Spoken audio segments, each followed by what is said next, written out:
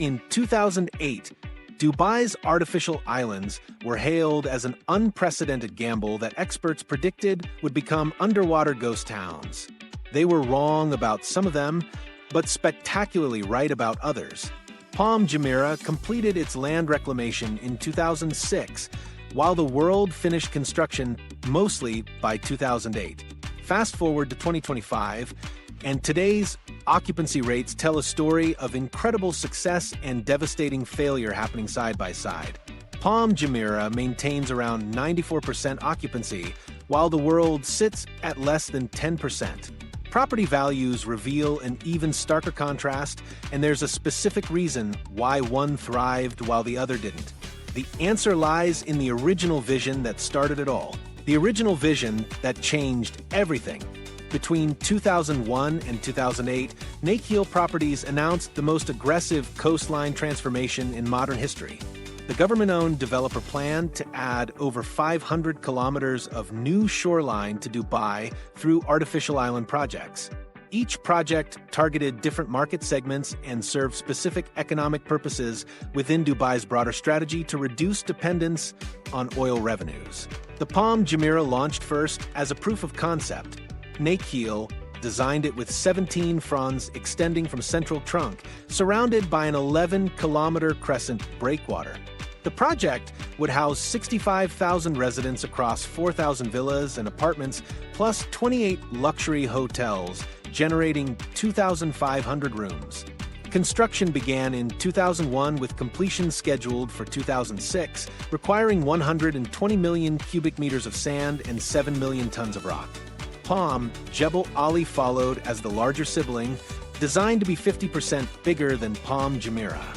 The project included a central trunk extending 4 kilometers into the Persian Gulf, with 17 fronds, each measuring 2 kilometers in length. Nakheel planned 1,380 villas along the fronds, with commercial developments concentrated on the trunk and crescent. The breakwater design incorporated marinas, hotels, and entertainment complexes targeting wealthy international buyers seeking vacation homes. The world represented Nakheel's most ambitious concept. This archipelago of 300 artificial islands recreated a map of the world, with each island representing a different country or region. Islands ranged from 23,000 to 83,000 square meters, priced between $6.85 million and $36.7 million. Nakheel marketed individual islands to celebrities, royalty, and ultra-wealthy investors who could develop them according to their preferences. The project required 321 million cubic meters of sand and targeted completion by 2008. Each project served distinct economic objectives. Palm Jumeirah focused on middle to upper class residents and established Dubai as a luxury destination. Palm Jebel targeted the ultra-luxury market and aimed to attract high-net-worth individuals from Europe and North America. The world positioned Dubai as a playground for the global elite, while generating massive publicity through celebrity ownership. Nakheel projected these projects would create 250,000 new jobs and generate $3.2 billion in annual tourism revenue. The developer calculated that artificial islands would increase Dubai's coastline from 72 kilometers to over 520 kilometers, creating space for 1.5 million new residents. Property sales were expected to fund construction costs while generating substantial profits for reinvestment in additional projects. The marketing strategy emphasized Dubai's transformation from a desert trading port into a global metropolis. Nakheel positioned the islands as symbols of human achievement and engineering excellence. Sales materials highlighted the limited supply of waterfront property and the exclusive nature of island living. The company organized helicopter tours for potential buyers and created elaborate sales pavilions with detailed scale models. Beyond the 3 main projects, Nakheel announced additional concepts that remained largely conceptual. These included expansions to the world and other waterfront developments that would transform Dubai's entire coastline. Combined investment requirements exceeded $100 billion for the full vision. The timeline appeared achievable during the mid-2000s property boom. Dubai's real estate market grew 25% annually between 2002 and 2007, with luxury properties experiencing even higher appreciation rates. International investors competed for limited inventory, often purchasing properties sight unseen based on marketing materials and project renderings. Pre-sales for Palm Jumeirah sold out within days of launch, validating Nakhil's strategy. Construction progressed rapidly on multiple projects simultaneously. Palm Jumeirah's land reclamation completed in 2006, with the first residents moving in by 2007. The world's islands began taking shape as massive dredging operations worked around the clock. Palm Jebel Ali's foundation work commenced in 2006, with completion scheduled for 2010. Nakhil employed 40,000 workers across all projects, operating the largest dredging fleet in the world. The projects faced immediate technical challenges that foreshadowed future problems. Marine currents around the world required constant maintenance to prevent sand migration between islands. Palm Jebel Ali's location in deeper waters increased construction costs beyond original estimates. Environmental concerns emerged as marine ecosystems showed signs of stress from extensive dredging operations. Financial projections assumed continued exponential growth in property values and tourism demand. Nakhil calculated that completed projects would generate sufficient revenue to fund expansion into international markets. The company announced plans to develop artificial islands in other countries, positioning Dubai as the global leader in land reclamation technology. Early sales data suggested the ambitious timeline might be achievable. Palm Jumeirah properties sold for premium prices, with beachfront villas commanding $2,000 per square foot. The world's islands attracted buyers including Brad Pitt, Angelina Jolie, and several European monarchs. International media coverage generated enormous publicity, driving additional demand from investors seeking to participate in Dubai's transformation. However, subtle warning signs appeared by 2007. Construction delays affected Palm Jumeirah's infrastructure, leaving some residents without basic utilities. The world's islands required more extensive environmental mitigation than originally planned. Palm Jebel Ali's remote location raised questions about accessibility and long-term viability. Some industry experts questioned whether demand could sustain such rapid supply expansion. Nakhil's confidence remained unshaken despite these challenges. The company announced additional projects and expanded its workforce to meet aggressive completion deadlines. Marketing materials continued emphasizing the once-in-a-lifetime opportunity to own artificial island property. Sales teams focused on international buyers, particularly targeting European and American investors seeking vacation homes and investment properties. The financial crisis of 2008 would ultimately determine which projects survived and which failed. Palm Jumeirah's advanced construction and established resident base provided advantages during the downturn. The world's dependence on ultra-wealthy buyers and incomplete infrastructure created vulnerabilities. Palm Jebel Ali's early-stage development and remote location left it exposed to funding shortfalls. Government support varied significantly between projects.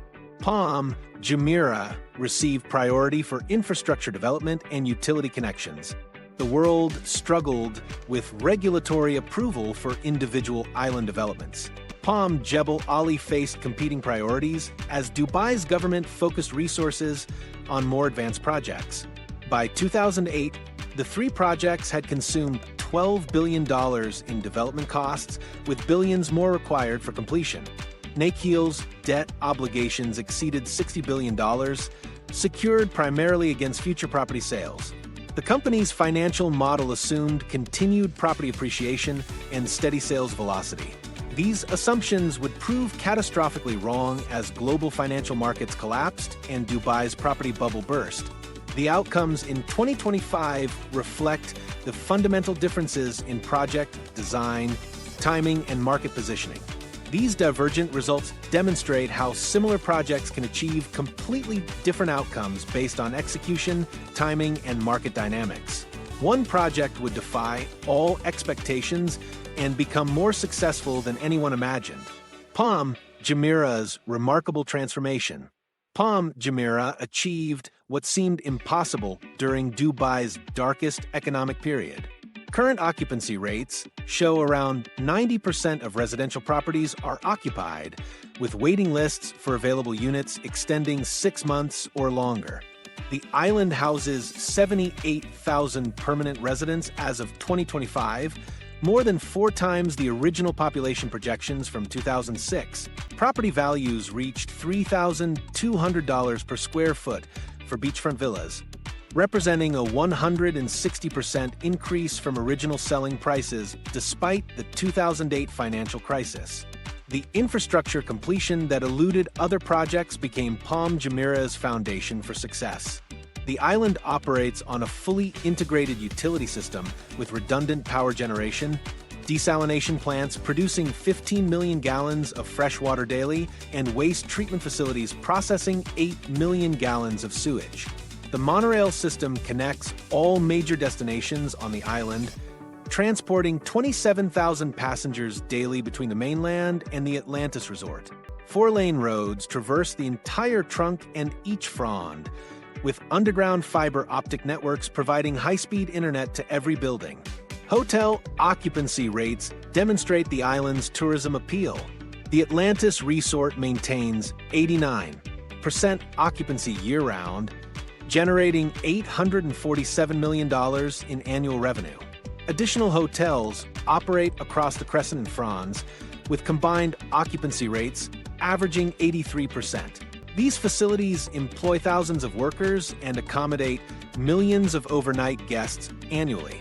Room rates average $420 per night during peak season, with presidential suites commanding up to $18,000 per night. The palm tree design created practical advantages that contributed to long-term viability. The Crescent breakwater protects the entire development from storm surge and erosion, requiring minimal maintenance compared to exposed coastlines. Each frond functions as a self-contained neighborhood with private beaches, reducing crowding and maintaining exclusivity. The trunk serves as the main commercial corridor, concentrating retail and dining options for efficient transportation and utilities distribution. Marina facilities accommodate 1,847 private yachts, with berths ranging from 30 feet to 400 feet in length. The marina generates $89 million annually in berthing fees, fuel sales, and maintenance services. Yacht owners spend an additional $156 million annually on island restaurants, shopping, and entertainment. The marina's strategic location attracts vessels from throughout the Persian Gulf, creating a hub for luxury marine tourism. Shopping and entertainment venues contribute significantly to the island's economic success. The Point waterfront development houses 150 retail outlets, 45 restaurants, and entertainment facilities, generating $234 million in annual revenue. The Golden Mile shopping district along the trunk features luxury boutiques and specialty stores, attracting both residents and tourists. These commercial areas employ 12,400 workers and serve as gathering places that create community atmosphere. Residential demographics reveal the island's appeal to international buyers. European nationals comprise 31% of residents, followed by Americans at 22% and Middle Eastern nationals at 19%. The remaining 28% includes residents from 47 different countries, creating a diverse international community. Average household income exceeds $340,000 annually, with 67% of residents working in finance, real estate, or technology sectors. Property appreciation patterns show consistent growth despite market volatility. Apartments purchased for $480,000 in 2006 now sell for $1.2 million, while beachfront villas originally priced at $2.8 million command $6.7 million. Rental yields average 7.2% annually for apartments and 5.8% for villas, attracting buy-to-let investors from international markets. The secondary market processes $2.3 billion in transactions annually, demonstrating liquidity that other artificial islands lack. Tourism revenue extends beyond hotel stays to include dining, shopping, and entertainment spending. Visitors spend an average of $847 per person during their stay, with day trip visitors contributing an additional $234 per person. The island's 47 restaurants generate $445 million in annual revenue, while retail outlets contribute $289 million. Entertainment venues, including water parks, aquariums, and nightclubs, add another $178 million to the economic impact. Transportation connectivity played a crucial role in the island's success. The main bridge handles 89,000 vehicle crossings daily, while water taxis transport 12,000 passengers between the mainland and various island destinations. The monorail system reduces traffic congestion and provides scenic transportation that enhances the visitor experience. Dubai International Airport sits just 35 minutes away, making the island accessible to international travelers. Educational and healthcare facilities serve the resident population and contribute to community development. The island hosts 3 international schools serving 2,340 students, with curricula following British, American, and international baccalaureate programs. Medical facilities include 2 hospitals and 8 specialized clinics staffed by international medical professionals. These amenities attract families seeking long-term residence rather than short-term speculation. Cultural and recreational amenities distinguish Palm Jumeirah from purely residential developments. The island features 12 art galleries, 8 cultural centers, and performance venues hosting international artists. Sports facilities include championship golf courses, tennis courts, and water sports centers. Beach clubs and private shoreline access provide exclusive recreation options that justify premium property values. Environmental management systems maintain the island's appeal while addressing sustainability concerns. Sewage treatment plants process waste to tertiary standards, with treated water used for landscape irrigation. Solar panels generate 23% of the island's electricity needs, while energy-efficient building codes reduce overall consumption. Marine protected areas around the crescent support fish populations and maintain water quality. The island's economic impact extends to Dubai's broader tourism strategy. Palm Jumeirah contributes $1.8 billion annually to Dubai's GDP through direct spending, employment, and tax revenue. The development serves as a marketing symbol for Dubai's luxury tourism brand, appearing in promotional materials worldwide. Success on Palm Jumeirah validates artificial island concepts and encourages additional investment in similar projects. Property management and maintenance systems ensure long-term viability. Homeowner associations collect $127 million annually for common area maintenance, security, and infrastructure upkeep. Professional property management companies oversee 78% of residential units, maintaining standards that preserve property values. Regular maintenance schedules address marine environment challenges before they become costly problems. Security systems provide safety that attracts high-net-worth residents. The island employs 340 security personnel operating 24-hour surveillance systems with facial recognition technology. Private security companies serve individual developments, while Dubai police maintain a permanent station on the trunk. Crime rates remain 67% below Dubai's city average, creating a secure environment for families and businesses. Palm Jumeirah's success stems from completing infrastructure before marketing properties, maintaining realistic development timelines, and focusing on practical design features rather than spectacular concepts. The island achieved financial viability through diversified revenue streams, including residential sales, hotel operations, retail leasing, and entertainment venues. Government support provided consistent utility services and transportation connections that other projects lacked. The development generates more tourism revenue than any other single attraction in Dubai, contributing 11% of the Emirates' total tourism income.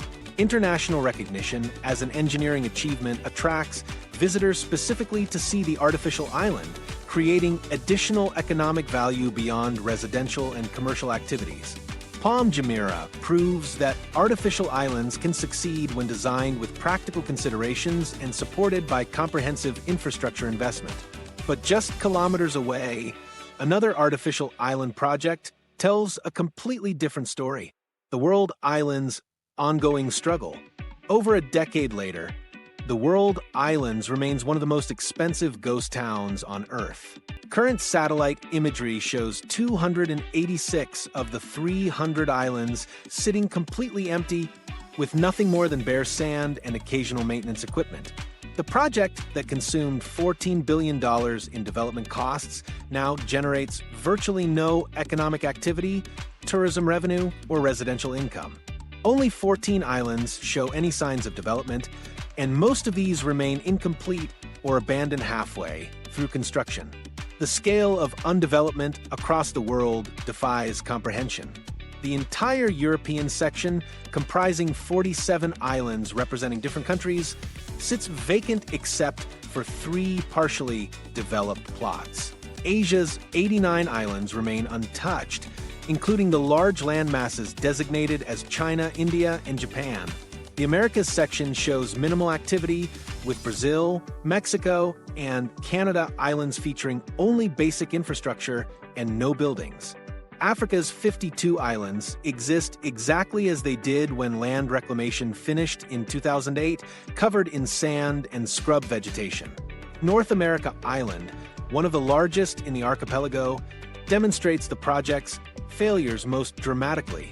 Originally marketed to accommodate a luxury resort with 400 rooms, marina facilities, and championship golf course, the island now hosts only a small maintenance facility and helicopter landing pad. The plot sold for $28 million in 2007, but the buyer abandoned development plans after spending an additional $15 million on preliminary infrastructure work. Similar stories repeat across dozens of other major islands throughout the archipelago. The ownership situation has devolved into a complex web of legal disputes, abandoned investments, and foreclosure proceedings. Original investors from 2003 to 2008 included high-profile buyers like celebrities and royalty who paid between $6.85 million and $36.7 million per island. These high-profile abandonments triggered a cascade of similar decisions by other investors when the 2008 financial crisis struck. Dubai's government now owns 73 islands through foreclosure proceedings after investors defaulted on development obligations and maintenance fees. Another 89 islands remain in legal limbo, with ownership disputed between original buyers, financing banks, and Nakheel Properties. The remaining developed islands operate under unclear legal arrangements, with some owners unable to secure clear title due to unpaid fees and incomplete paperwork. This ownership chaos prevents new investment and complicates any future development efforts. The few successful developments highlight what the world could have become under different circumstances. Lebanon Island operates the Royal Island Beach Club, which opened in 2012 and attracts 3,200 visitors monthly during peak season. The facility features restaurants, beach amenities, and water sports equipment, generating approximately $2.1 million annually. However, the club operates only from October through April due to extreme summer temperatures and limited transportation options during Dubai's off-season. Zuha Island represents the most ambitious completed development, featuring ultra-luxury beachfront villas priced between $15 million and $45 million. The island houses 23 residences with private beaches, helicopter pads, and yacht berths. Construction used specialized concrete designed for marine environments, with Holcim providing materials specifically engineered for saltwater resistance.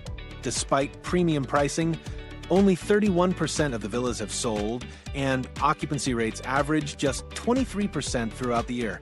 An Austrian real estate investor purchased 7 European islands in 2019 with plans to create themed developments representing Venice, Monaco, and other famous destinations. The investor has completed basic infrastructure on 3 islands, including utilities, roads, and marina facilities. However, construction of actual buildings has not begun due to permitting delays and financing challenges.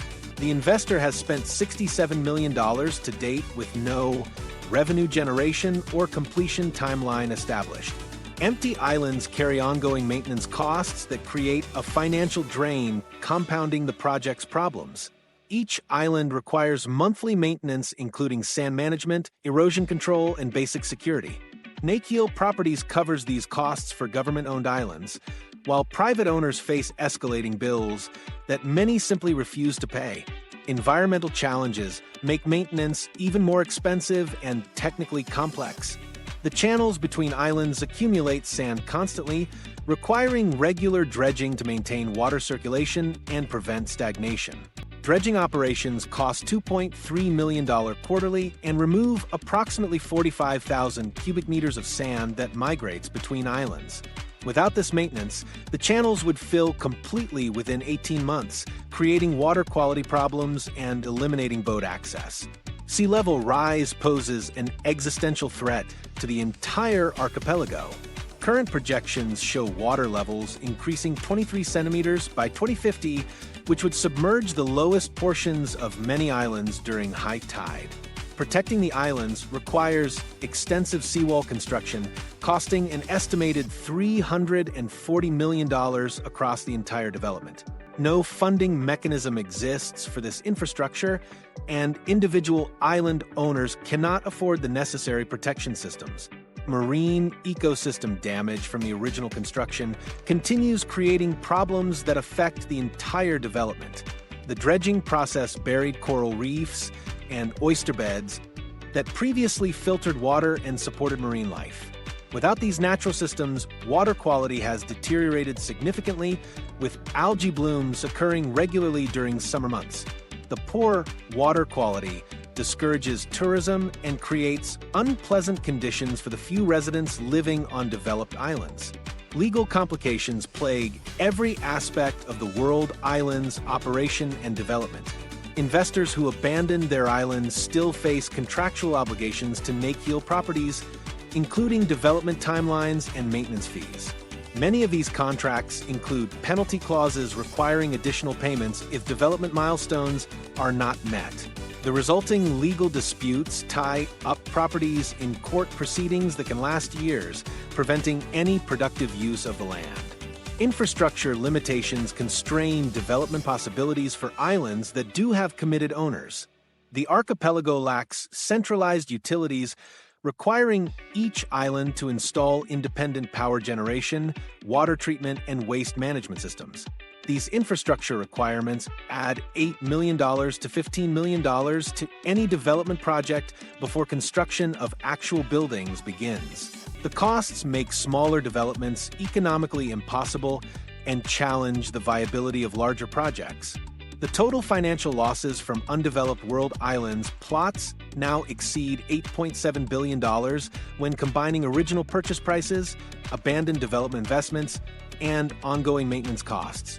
Individual investors have lost amounts ranging from $12 million to $89 million depending on their island size and development attempts. These losses represent one of the largest concentrated real estate failures in modern history, with no realistic prospect for recovery given current market conditions and legal complications. Yet, the World Islands was not the only artificial island project to face catastrophic failure. Another Jebel ambitious Ali's development abandoned reality. suffered an even Palm more Jebel dramatic Ali collapse. Was designed to dwarf Palm Jumeirah in every measurable way. But 17 years later it stands as Dubai's most visible monument to abandoned ambition.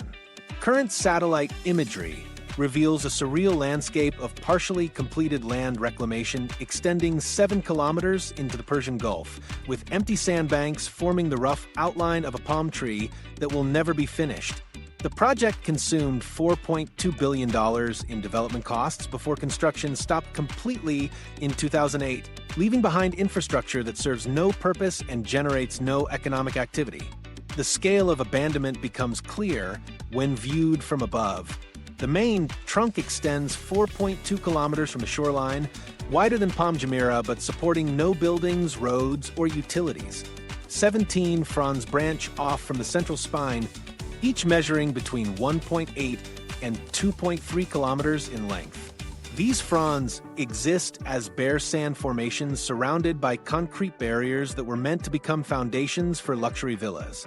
The crescent breakwater remains incomplete, with only the eastern section built to protect the trunk from wave action. Construction ceased abruptly in November 2008 when Nakiel Properties faced liquidity problems that prevented continued development.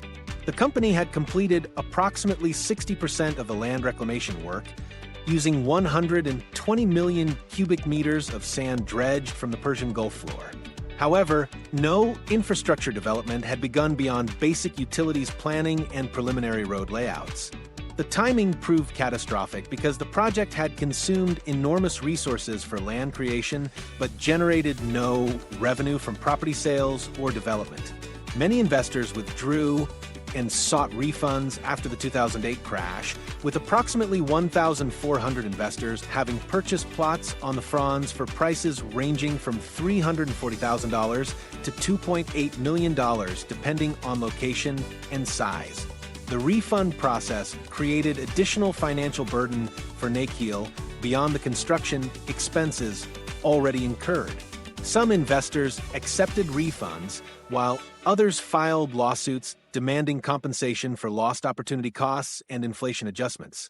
The partially built infrastructure now deteriorates under constant exposure to saltwater and extreme temperatures. Concrete seawalls designed to contain the sand show significant cracking and erosion after 15 years without maintenance. Metal framework installed to support future construction has corroded extensively, creating safety hazards for the few maintenance workers who access the site. The main access road from the mainland remains intact but leads to nothing except empty land and abandoned construction equipment. Drainage systems installed during the initial construction phase have failed completely, creating stagnant water pools across the development. These pools breed mosquitoes and other insects that affect nearby residential areas on the mainland. The lack of proper water circulation has created anaerobic conditions that produce unpleasant odors during hot weather. Environmental engineers estimate that repairing the drainage system would cost $23 million before any new development could begin. Dubai's government has avoided making definitive statements about Palm Jebel Ali's future, but internal planning documents suggest several possible scenarios. One option involves converting the land into industrial facilities that would support the adjacent Jebel Ali port operations. Another proposal suggests creating public recreational space with beaches and parks that would serve Dubai's growing population. The most ambitious plan involves selling the entire development to private investors who could redesign it for different purposes. Environmental damage from the incomplete project continues affecting marine ecosystems throughout the area. The dredging process buried ancient reefs and oyster beds, creating dead zones that previously supported fish populations and filtered water naturally. Current water quality tests show elevated levels of suspended particles and reduced oxygen content compared to undisturbed areas nearby. The disruption to natural coastal processes created erosion problems that extend beyond the development itself. Sand movement patterns changed dramatically when the artificial islands blocked normal current flows. Beaches located 5 kilometers east of Palm Jebel Ali now experience accelerated erosion, requiring expensive sand replenishment projects every 2 years. The cost of these mitigation efforts has reached $8.7 million annually and will continue indefinitely. Location factors contributed significantly to the project's ultimate failure and continue complicating any revival efforts. Palm Jebel Ali sits 35 kilometers southwest of Dubai's city center, making it less accessible than Palm Jumeirah for residents and tourists. The area lacks supporting infrastructure including schools, hospitals, and shopping centers that would attract permanent residents. Public transportation connections remain limited, with no metro or bus service extending to the development site. The proximity to Jebel Ali Port creates additional challenges for residential development.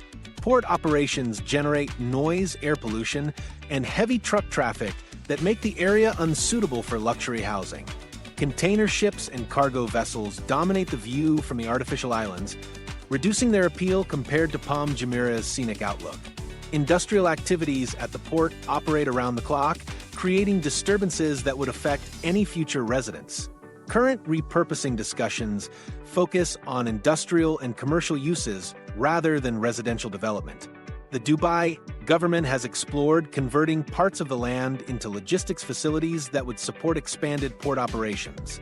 Manufacturing companies have expressed interest in using the flat, empty land for factories and warehouses. These industrial applications would generate employment and economic activity, but would represent a complete departure from the original luxury residential vision. Several international development companies have evaluated Palm Jebel Ali for potential acquisition and redevelopment.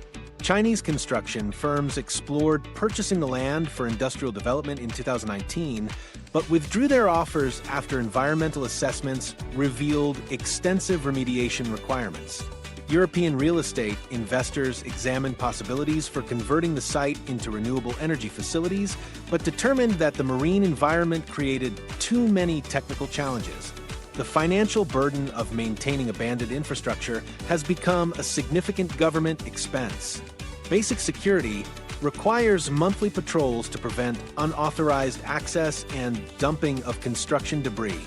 Environmental monitoring costs $340,000 annually to track water quality and ecosystem impacts.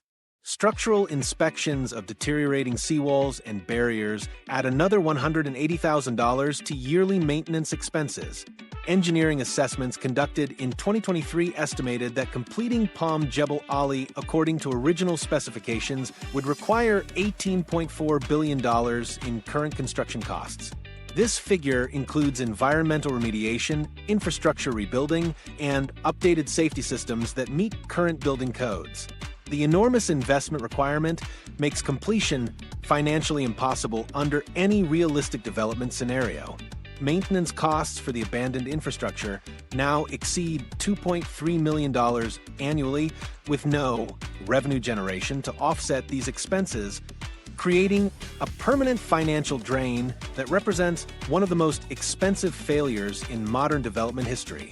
Yet despite these spectacular losses, something unexpected began happening in Dubai's artificial island market that would change everything. The financial recovery and new investment patterns. Dubai's real estate market staged one of the most dramatic recoveries in modern history after the 2008 collapse nearly destroyed the artificial island dream.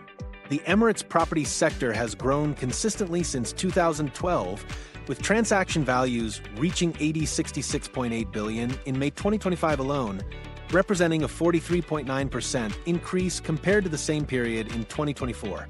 This recovery demonstrates how dramatically investment patterns have shifted from the speculative bubble of the mid-2000s to the calculated approach that defines current market activity. Investment capital now flows toward projects with proven infrastructure and established track records rather than ambitious concepts with uncertain completion timelines. Palm Jumeirah attracts 67% of artificial island investment, with luxury villa sales reaching $300 million for individual properties. The Jumeirah Residences Asora Bay commanded $164 million for a single apartment, establishing new benchmarks for waterfront property values. These astronomical figures reflect investor confidence in completed developments with functioning utilities, transportation access, and established communities. The criteria investors use to evaluate artificial island projects have transformed completely since the original boom period. Location analysis now receives primary consideration, with proximity to Dubai's central business district and transportation infrastructure determining project viability. Investors demand detailed feasibility studies showing realistic construction timelines, utility connections, and maintenance requirements before committing capital. Environmental impact assessments and marine engineering reports have become mandatory components of investment evaluation, reflecting lessons learned from failed projects. Infrastructure completion status serves as the most critical factor in current investment decisions. Projects must demonstrate operational utilities, transportation connections, and basic services before investors. Consider property purchases. The success of Palm Jumeirah, compared to the World Islands' failure, has created a new standard requiring functional infrastructure before marketing begins. Investors now refuse to finance projects based solely on architectural renderings and marketing materials that characterize the original boom period. Financing models have evolved to require significantly more conservative approaches than the leverage-heavy strategies of the mid-2000s. Banks now require 40% down payments for artificial island properties compared to the 10% deposits that were common during the original boom. Interest rates for island developments average 8.2% annually, reflecting the perceived risks associated with marine environments and specialized construction requirements. Construction loans require completion guarantees and performance bonds that protect lenders against project abandonment. International versus local investment patterns reveal Dubai's growing appeal to global wealth while maintaining strong domestic demand. Foreign investors account for 73% of luxury artificial island purchases, with European nationals representing 31% of buyers and American investors comprising 22%. The UAE's Golden Visa program has attracted high-net-worth individuals seeking residency options, driving demand for premium waterfront properties. Local investment focuses primarily on commercial developments and rental properties that generate steady income rather than speculative appreciation. Government backing has become the determining factor in project success rates, with state support providing the infrastructure investments that private developers cannot afford independently. Dubai's government invested AED 12.4 billion in Palm Jumeirah's infrastructure development, including utilities, transportation, and environmental systems that ensure long-term viability. Projects without government backing face financing challenges and regulatory obstacles that make completion extremely difficult. The contrast between government-supported Palm Jumeirah and privately financed World Islands demonstrates the importance of state involvement in megadevelopment success. Risk assessment methods now incorporate environmental sustainability, climate change impacts, and long-term maintenance requirements that were ignored during the original development boom. Investors demand detailed studies showing how artificial islands will handle sea level rise, storm surge, and marine ecosystem changes over 30-year timeframes. Insurance requirements have increased dramatically, with environmental liability coverage now mandatory for all artificial island developments. These comprehensive risk evaluations eliminate projects that cannot demonstrate long-term viability under changing environmental conditions. The types of developments now considered viable focus on mixed-use projects that generate multiple revenue streams rather than single-purpose residential communities. Successful artificial island projects combine luxury housing with hotels, retail, entertainment, and marina facilities that create self-sustaining economic ecosystems. Developers avoid purely residential projects that depend entirely on property appreciation for profitability. The integration of commercial activities provides steady income that supports infrastructure maintenance and community services. New artificial island projects in Ras Al Khaimah and Al Quain attract investors seeking to replicate Palm Jumeirah's success in emerging markets with lower entry costs. These developments benefit from lessons learned in Dubai while offering more affordable investment opportunities for international buyers. The UAE's economic diversification efforts have created opportunities for artificial island development beyond Dubai, with other emirates offering competitive advantages, including lower construction costs and less crowded markets. Sovereign wealth funds and institutional investors now dominate artificial island investment, replacing the individual speculators who drove the original boom. These sophisticated investors conduct extensive due diligence and require detailed financial projections before committing capital. Their involvement provides stability and long-term perspective that individual investors often lack. The presence of institutional investment also attracts additional financing from banks and private equity firms seeking to participate in large-scale developments. The UAE's digital economy initiatives have created new investment opportunities in artificial island developments that incorporate technology infrastructure and smart city features. Developers now market properties with integrated home automation, high-speed internet, and advanced security systems that appeal to technology professionals and international businesses. These technological amenities justify premium pricing while attracting residents who generate high-value economic activity. Tourism integration has become essential for artificial island project success, with developments requiring hotel facilities and entertainment venues that attract visitors and generate revenue. The hospitality sector provides immediate income that supports infrastructure costs, while property sales develop over longer timeframes. Successful projects demonstrate ability to attract international tourists who spend money on hotels, restaurants, and recreational activities that benefit the entire development. Current return on investment rates reveal the dramatic differences between successful and failed artificial island projects. Palm Jumeirah properties generate average annual returns of 7.2% for apartments and 5.8% for villas, while the World Islands produce negative returns due to maintenance costs and lack of rental income. Investors who purchased Palm Jumeirah properties during the 2008 to 2012 downturn have achieved total returns exceeding 340%, including capital appreciation and rental income. The shift toward sustainable development practices has created new requirements for artificial island projects that incorporate renewable energy, water recycling, and environmental protection systems. Investors increasingly demand green building certifications and sustainability features that reduce operating costs while meeting environmental regulations. These requirements add upfront costs, but provide long-term value through reduced utility expenses and enhanced market appeal. Future artificial island developments must demonstrate economic viability through diversified revenue streams, government support, and comprehensive risk management rather than relying solely on property appreciation for profitability. The evolution from speculative investment to calculated development has created a more stable but selective market where only the most viable projects attract sufficient capital for completion. This transformation has fundamentally changed how these developments succeed or fail, and nowhere is this more visible than in the numbers that matter most to Dubai's economy. Tourism numbers tell the real story.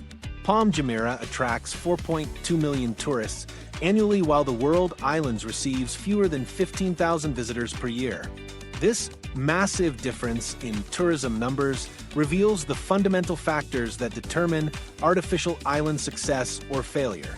The contrast becomes even more striking when examining hotel occupancy rates, with Palm Jumeirah maintaining 89% occupancy year-round compared to the world's single operational facility, averaging just 23% during peak months. The Atlantis Resort on Palm Jumeirah serves as Dubai's tourism powerhouse, hosting 847,000 overnight guests annually and generating $847 million in revenue. The resort's aquarium attracts 234,000 additional day visitors who pay admission fees but stay elsewhere in Dubai. Water park facilities draw another 156,000 visitors annually, with many purchasing multi-day passes that extend their island visits.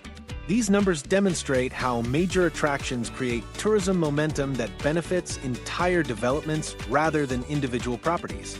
26 additional hotels operate across Palm Jumeirah's Crescent and Franz, with combined capacity exceeding 8,400 rooms.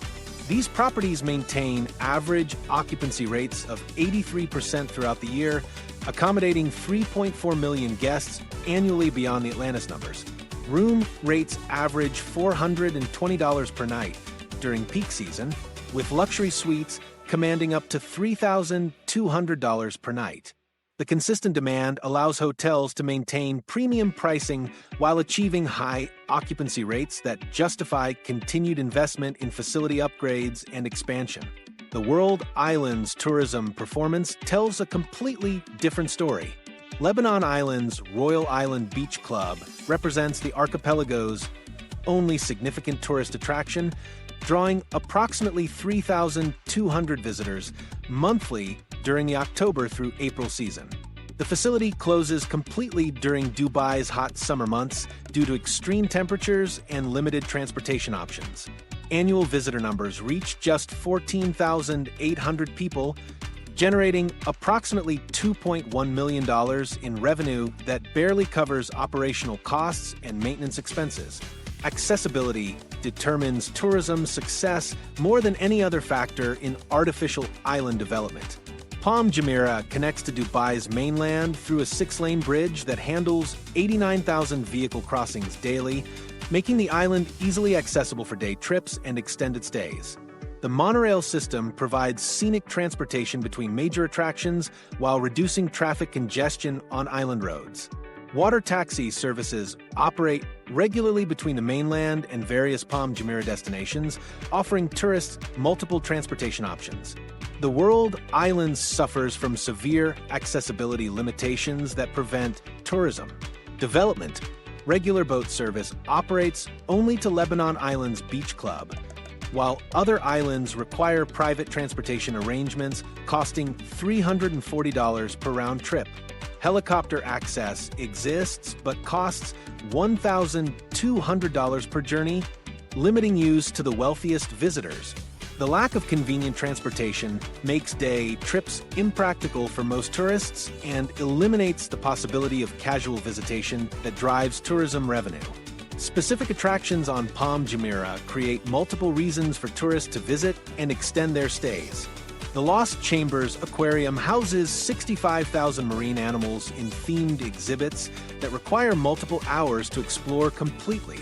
Aquaventure Water Park features 105 water slides and attractions spread across 22.5 hectares, making it the largest water park in the Middle East.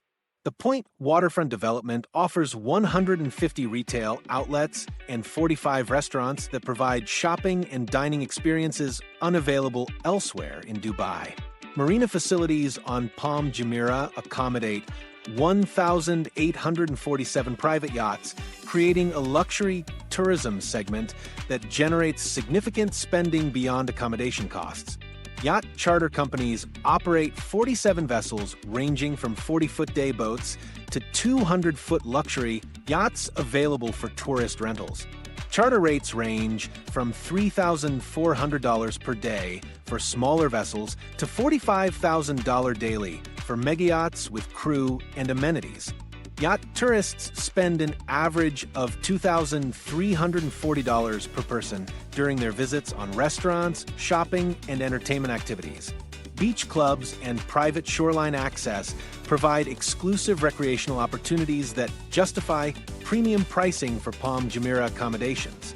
The island features 11 beach clubs with membership fees ranging from $8,900 to $23,000 annually, plus guest fees for hotel visitors. These facilities offer luxury amenities including private cabanas, infinity pools, and beachfront dining that create Instagram-worthy experiences driving social media marketing. Beach club visitors spend an average of $287 per person per visit on food, beverages, and facility fees. Tourism revenue directly translates to overall project viability through multiple economic channels that extend beyond accommodation fees. Tourist spending on Palm Jumeirah averages $847 per person during their stay, with day visitors contributing an additional $234 per person. Restaurant revenue reaches $445 million annually across the island's 47 dining establishments. Retail outlets generate $289 million in sales from tourist purchases, while entertainment venues contribute another $178 million to the island's economic impact. The connection between tourism and residential property values becomes evident when comparing successful and failed artificial islands. Palm Jumeirah properties maintain premium values, partly because tourism creates vibrant community atmosphere and ensures consistent demand for rental properties. Tourist spending supports local businesses and services that benefit residents, while the international recognition attracts additional property buyers. The world island's lack of tourism contributes to stagnant property values and creates isolated communities with limited amenities. Dubai's international marketing strategy promotes Palm Jumeirah as a signature destination that represents the Emirates' luxury tourism brand. The island appears prominently in Dubai tourism marketing campaigns targeting European and American markets. Social media content featuring Palm Jumeirah generates millions of views and shares, creating awareness that drives visitor interest. The development serves as a recognizable symbol of Dubai's transformation and engineering capabilities in international media coverage. New, artificial island developments like Dubai Islands benefit from Palm Jumeirah's proven tourism model, attracting investors with projected rental returns of 8% annually. These projects incorporate lessons learned from successful tourism integration while targeting different market segments. The Dubai Department of Economy and Tourism includes artificial islands in major trade show presentations and international marketing campaigns, with the government's tourism strategy aiming to attract 23 to 25 million visitors by 2025. International visitor demographics show Palm Jumeirah's broad appeal across multiple markets and income levels. European visitors comprise 34% of tourists, followed by Americans at 28% and Asian visitors at 22%. The remaining 16% includes visitors from 67 different countries, demonstrating the island's global recognition and appeal. Average visitor spending exceeds Dubai's citywide average by 23%, indicating that artificial island tourists represent high-value market segments. Palm Jumeirah generates $1.8 billion annually in tourism revenue, representing nearly 8% of Dubai's total tourism income from less than 0.3% of the Emirates' total land area. This exceptional economic efficiency demonstrates what successful artificial islands can achieve when designed with tourism as a primary consideration. However, these impressive financial returns mask hidden costs that continue environmental consequences nobody talks about. The environmental damage from Dubai's artificial islands extends far beyond what most people realize, creating ongoing costs that dwarf the original construction expenses. Two critical impacts dominate the ecological destruction: massive dredging operations that buried ancient marine ecosystems and persistent siltation that continues creating dead zones throughout the Persian Gulf region. Marine ecosystem destruction began during the construction phase when dredging operations removed 120 million cubic meters of sand from the seafloor for Palm Jumeirah alone. This process destroyed coral reefs that had developed over thousands of years, burying them under layers of sediment that eliminated entire underwater communities. Oyster beds that previously filtered millions of gallons of seawater daily were covered in as much as 2 inches of sediment, eliminating natural water purification systems that maintained marine habitat quality. Seagrass meadows covering 12 square kilometers disappeared completely, removing critical nursery areas for fish species and food sources for marine mammals. The construction process created siltation problems that spread far beyond the immediate development areas. Sediment clouds from dredging operations extended up to 15 kilometers from construction sites, reducing water clarity and blocking sunlight necessary for marine plant growth. Fish populations declined dramatically within a 5-kilometer radius of major construction areas, with some species disappearing entirely from their traditional habitats. The waters became contaminated with silt, choking the organisms and the reef itself, leading to complete habitat degradation in areas where construction activity was most intensive. Current water quality measurements reveal the long-term consequences of this environmental damage. The world islands faces unique environmental problems due to its design as an archipelago of separate landmasses. Restricted water circulation between islands creates dead zones where oxygen levels drop to nearly zero during summer months. These conditions produce hydrogen sulfide gas that creates unpleasant odors affecting nearby developments and tourist areas.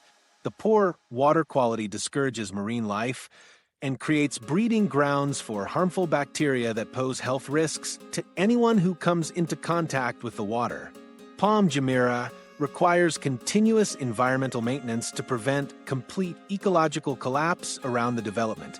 Continuous pumping systems operate around the clock to maintain water flow between the fronds, preventing stagnation that would create anaerobic conditions and massive fish kills. These pumps require replacement every 4 years due to corrosion from saltwater exposure, creating ongoing operational expenses that compound environmental costs. Sand management presents another major environmental challenge that creates enormous ongoing costs. Natural currents deposit approximately 45,000 cubic meters of sand between the world islands every quarter, requiring regular dredging to maintain navigation channels. This dredging disturbs whatever marine life has managed to re-establish itself in the area, creating a cycle of habitat destruction that prevents ecosystem recovery. The removed sand must be transported and disposed of at approved sites, adding transportation and environmental compliance costs to the operation. Climate change effects amplify the environmental challenges facing artificial islands while increasing maintenance requirements and costs. Sea level rise projections show water levels increasing 23 centimeters by 2050, which will submerge the lowest portions of many islands during high tide periods.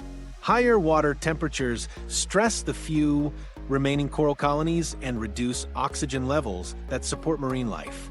More frequent and intense storms create erosion problems that require expensive seawall repairs and beach replenishment projects. Each artificial island project created distinct environmental challenges based on location and construction methods. Palm Jumeirah's location in shallow water disrupted natural sand movement patterns along Dubai's entire coastline, causing erosion problems extending 12 kilometers beyond the development. The world island's placement in deeper water created stronger current disruptions that affect marine ecosystems across a much wider area. Palm Jebel Ali's incomplete construction left exposed sediment that continues washing into surrounding waters, creating ongoing pollution problems despite the project's abandonment. Environmental mitigation efforts now consume $127 million annually across all artificial island projects, with costs increasing each year as infrastructure ages and climate impacts intensify. Palm Jumeirah spends $67 million yearly on water quality management, sand control, and ecosystem monitoring. The world islands requires $34 million annually for basic environmental maintenance despite generating virtually no revenue. Even abandoned Palm Jebel Ali requires millions yearly for environmental compliance and remediation efforts to prevent further ecosystem damage. Coral reef restoration projects attempt to rebuild some of the marine habitat destroyed during construction, but success rates remain extremely low. Artificial reef structures installed around Palm Jumeirah attract some fish species, but support less than 15% of the biodiversity that existed before construction began. Coral transplantation efforts have failed repeatedly due to poor water quality and continued disturbance from maintenance activities. The few successful coral colonies require constant monitoring and protection that costs hundreds of thousands annually per hectare of restored habitat. The regulatory landscape has transformed completely based on lessons learned from Dubai's environmental damage. New project approvals now face stringent environmental requirements that reflect the true costs of artificial island development. Environmental impact assessments must demonstrate that projects will not significantly harm marine ecosystems or require extensive ongoing mitigation efforts. Most importantly, new developments must now demonstrate net positive environmental measures, meaning they must contribute more to ecosystem health than they damage during construction. Developers must post environmental bonds covering potential damage costs and ongoing maintenance requirements for the full expected lifespan of developments. These requirements have eliminated most artificial island proposals and forced developers to pursue less environmentally damaging alternatives. Regulatory agencies now require comprehensive marine monitoring programs before, during, and after artificial island construction, with post-construction monitoring continuing for minimum periods of 25 years. The sustainability questions surrounding existing artificial islands become more pressing as climate change accelerates and environmental costs increase. Current environmental maintenance costs represent 23% of total operational expenses for Palm Jumeirah and will likely increase as infrastructure ages and climate impacts intensify. The world islands faces potential abandonment due to unsustainable environmental costs that exceed revenue generation by enormous margins. Environmental factors now determine project success more than financial considerations or tourism potential. Developments that cannot maintain acceptable environmental conditions face regulatory pressure, insurance problems, and reputational damage that affect property values and investment appeal. The correlation between environmental health and economic viability has become so strong that environmental consulting represents the largest single category of ongoing operational expenses for artificial island developments. The total environmental maintenance costs across all Dubai artificial island projects now exceed $127 million annually, a figure that increases by 8% each year as climate change effects intensify and infrastructure requires more intensive management. Yet despite these massive environmental costs and regulatory challenges, one project managed to overcome every obstacle and achieve unprecedented success through a combination of strategic decisions that other developments failed to implement. The success formula behind Palm Jumeirah. 5 specific factors separated Palm Jumeirah from Dubai's other artificial island failures: accessibility, infrastructure, phased development, strategic marketing, and comprehensive government support. These elements created a self-reinforcing cycle of success that continues generating returns 17 years after the first residents moved in during 2008. Accessibility determines success more than any other factor, with Palm Jumeirah sitting just 6.2 kilometers from Dubai Marina and 12.8 kilometers from the Dubai International Financial Center. This proximity allowed residents to maintain professional lives in downtown Dubai while enjoying beachfront living, creating demand from working professionals rather than just vacation homebuyers. The contrast with failed projects becomes obvious when examining their locations. The World Islands sits 4.3 kilometers offshore in deeper water, requiring boat transportation for every visit and making daily commuting impossible. Palm Jebel Ali was planned 35 kilometers from Dubai city center, too far for convenient access to employment centers and urban amenities. These remote locations limited potential buyers to vacation home purchasers and ultra-wealthy individuals, drastically reducing the market size compared to Palm Jumeirah's broader appeal. Infrastructure completion before marketing provided Palm Jumeirah with reliable services that other islands never achieved. The island connected to the mainland through a 6-lane bridge completed during the early construction phase, providing reliable vehicle access that other islands lacked. The monorail system opened in 2009, offering scenic transportation between major destinations while reducing traffic congestion. Utility connections included redundant power systems, desalination plants producing 15 million gallons daily, and sewage treatment facilities that provided reliable services from the moment residents moved in. Underground cable systems provided high-speed internet and television services to every building, while electrical systems included backup generators that maintained power during outages affecting the mainland. Other artificial island projects failed because they marketed properties before infrastructure was complete or even planned. The World Islands sold individual plots to buyers who were expected to install their own utilities, creating coordination problems and massive cost overruns. Palm Jebel Ali's remote location would have required entirely new utility infrastructure that was never built due to funding shortfalls.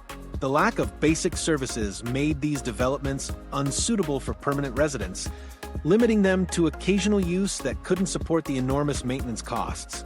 Phased development maintained investor confidence throughout Palm Jumeirah's construction by demonstrating tangible progress and delivering completed sections on schedule. Land reclamation finished in 2006, with the first residents moving in by 2008, allowing early completions to show potential buyers that the development would actually be finished. The project began with the trunk and central fronds, creating an established neighborhood atmosphere with finished roads, landscaping, utilities, and community facilities. New buyers could visit functioning areas and see actual residents enjoying island life, making purchase decisions easier than relying on architectural renderings. The failed projects attempted to market entire developments simultaneously without demonstrating completion capability through smaller phases. The World Islands sold 300 individual islands to different buyers who were supposed to coordinate development efforts without central planning or shared infrastructure. Palm Jebel Ali was marketed as a complete development, but construction stopped before any habitable areas were completed, destroying buyer confidence and eliminating any possibility of revenue generation during construction. Strategic marketing positioned Palm Jumeirah as an exclusive residential community rather than an investment speculation opportunity. The sales approach emphasized lifestyle benefits, including private beaches, marina access, and proximity to Dubai's business districts. Marketing materials showed families living on the island and highlighted community amenities that created social connections between residents. The strategy attracted end users who intended to live on the island rather than speculators seeking quick profits. The marketing timeline coincided with infrastructure completion, allowing buyers to see finished amenities and functioning community facilities rather than relying solely on promotional materials. Failed projects relied on speculative marketing that emphasized potential returns rather than lifestyle benefits. The World Islands marketed individual ownership of entire countries, appealing to ego rather than practical residential needs. Palm Jebel Ali promotions focused on size and luxury features without demonstrating how residents would actually use the remote location. These marketing approaches attracted speculators and wealthy buyers seeking prestige symbols rather than communities of permanent residents who would support local businesses and maintain property values. Mixed-use development planning created economic sustainability that pure residential projects could never achieve. Palm Jumeirah integrated luxury hotels, retail centers, restaurants, and entertainment venues that generated revenue from both residents and visitors. The Atlantis Resort provided anchor attractions that drew tourists while offering employment opportunities for residents.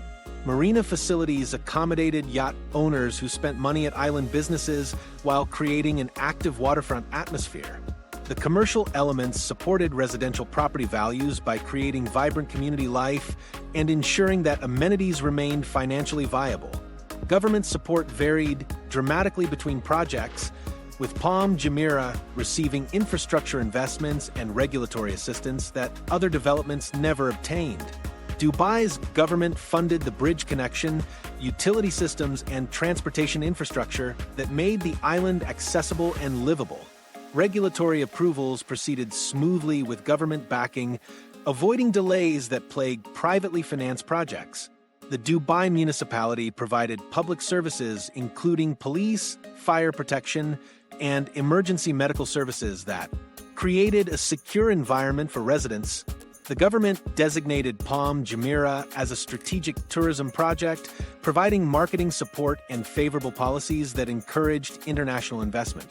Government-owned Emirates Airline promoted the island in international advertising campaigns, generating global awareness that drove buyer interest. Tax policies and residency programs created incentives for foreign buyers while ensuring that government revenues increased with project success.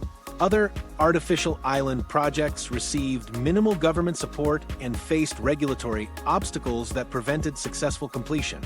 The World Islands encountered permitting delays and environmental restrictions that increased costs and extended timelines. Palm Jebel Ali lacked government infrastructure commitments, making it impossible to provide basic services to future residents. Without government backing, these projects faced financing difficulties and regulatory challenges that proved insurmountable. Modern sustainability requirements now influence artificial island development, with projects like Zuha Island using ECO-packed concrete that cuts CO2 emissions by 42%. These environmental considerations reflect lessons learned from earlier projects and demonstrate how technical innovations address both regulatory requirements and long-term viability concerns. The success formula demonstrates that artificial island projects require strategic location, infrastructure priority, phased execution, practical marketing, mixed-use planning, government support, and proper timing to achieve viability. These elements must work together simultaneously rather than being addressed sequentially. Palm Jumeirah succeeded because it optimized all these factors from the beginning, while failed projects ignored critical elements or assumed they could be addressed later. The comprehensive planning approach that created Palm Jumeirah's success has fundamentally influenced how Dubai now approaches artificial island development in ways that few people realize. Dubai's 2025 strategy and future plans. Under the D33 strategy, Dubai prioritizes sustainable, functional developments over grandiose concepts that characterized the artificial island boom of the 2000s. The emirate now focuses on practical developments that serve specific economic functions rather than spectacular engineering achievements designed primarily for global attention. This shift reflects hard lessons learned from failed projects and aligns with Dubai's broader economic strategy focused on sustainable growth and diversification away from oil dependency. Artificial islands fit into Dubai's vision as specialized economic zones that support tourism, technology, and international business rather than purely residential developments. The strategy emphasizes creating functional communities that generate consistent revenue streams through multiple economic activities instead of relying solely on property appreciation for profitability. Economic diversification goals drive current planning decisions, with the non-oil sector already contributing 75% of Dubai's real GDP. Tourism represents a critical component of this diversification, with the UAE Tourism Strategy 2031 aiming to attract 40 million hotel guests annually and increase tourism's GDP contribution to AED 450 billion. Artificial islands serve these objectives by providing unique destinations that differentiate Dubai from competing markets while creating concentrated entertainment and hospitality zones. The Dubai Department of Economy and Tourism has formed strategic partnerships with travel technology companies and hospitality groups to maximize tourism potential from existing and planned developments. New criteria for approving megadevelopment projects focus heavily on infrastructure viability, environmental sustainability, and realistic market demand projections. Developers must demonstrate completed financing arrangements before construction begins, eliminating the speculative approach that characterized earlier projects. Environmental impact assessments require detailed mitigation plans and ongoing monitoring programs that extend 25 years beyond project completion. Market studies must show sustained demand from end users rather than investment speculators. The government formed a higher committee for real estate to coordinate new project supply and prevent oversupply that contributed to earlier market crashes. This committee evaluates all major developments to ensure they align with Dubai's economic objectives and avoid competing with existing successful projects. The approval process now requires demonstrated connectivity to transportation infrastructure, utility systems, and employment centers that support permanent residency. Plans for reviving stalled projects focus on repurposing rather than completing original designs that proved economically unviable. The world islands faces potential. Conversion into specialized tourism zones with fewer islands developed to higher standards rather than attempting to complete the entire 300-island concept. Palm Jebel Ali Discussion Center on industrial development that would support the adjacent port operations rather than luxury residential communities originally planned. Government officials acknowledge that some abandoned projects may never be economically viable for their original purposes. Environmental costs and maintenance requirements for partially completed developments often exceed any realistic revenue potential. The focus has shifted toward managing environmental impacts while exploring alternative uses that could generate some economic benefit from existing infrastructure investments. Current planning incorporates specific lessons from past failures, particularly the importance of location, timing, and infrastructure completion. New artificial island proposals must demonstrate proximity to Dubai's established business and tourism centers, unlike remote locations that contributed to earlier project failures. Phased development approaches receive preference over ambitious master plans that require simultaneous completion of massive areas. Infrastructure requirements now mandate completion before marketing begins, preventing the pre-sales approach that left buyers with unusable properties when projects failed. Utility systems, transportation connections, and community amenities must achieve operational status during construction phases rather than being planned for future installation. This approach reduces financing risks while ensuring that early residents receive functional living environments. The role of artificial islands in Dubai's post-oil economy vision emphasizes their function as economic catalysts rather than prestige symbols. These developments must contribute measurably to tourism revenue, employment creation, and international business attraction. The focus has shifted from creating the world's largest or most spectacular developments to building economically sustainable communities that support Dubai's long-term growth objectives. Technology integration plays an increasing role in new artificial island planning, with developments required to incorporate smart city features and advanced infrastructure systems. AI and blockchain technologies are projected to contribute 14% to UAE GDP by 2030, creating opportunities for artificial islands to serve as testing grounds for innovative urban systems. High-speed internet infrastructure and digital service capabilities have become essential rather than optional features. International investment patterns significantly affect future development planning, with foreign direct investment reaching $35 billion in 2024. The Golden Visa program provides 10-year residency for high-value property buyers, creating stable demand for luxury properties that artificial islands can provide.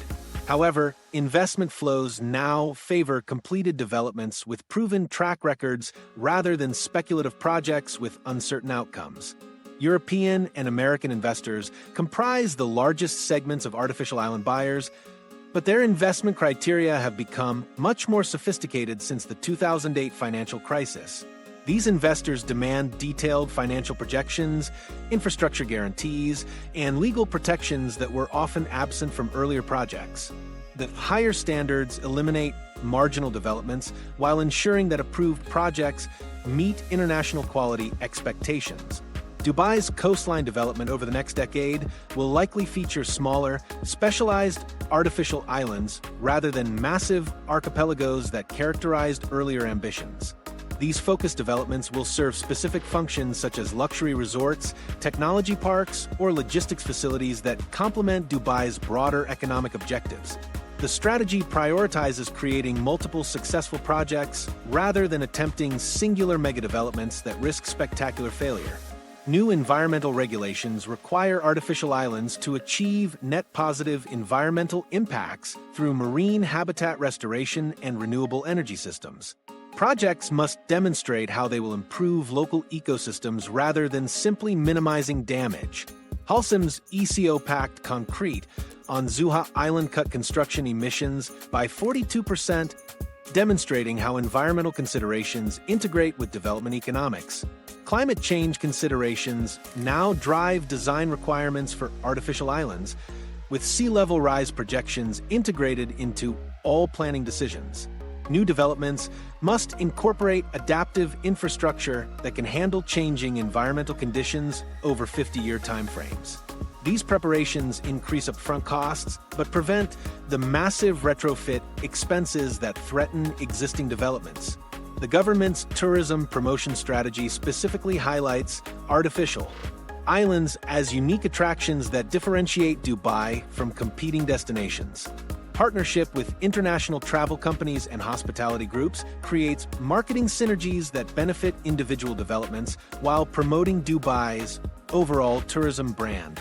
These collaborative approaches provide marketing reach that individual developers could not achieve independently.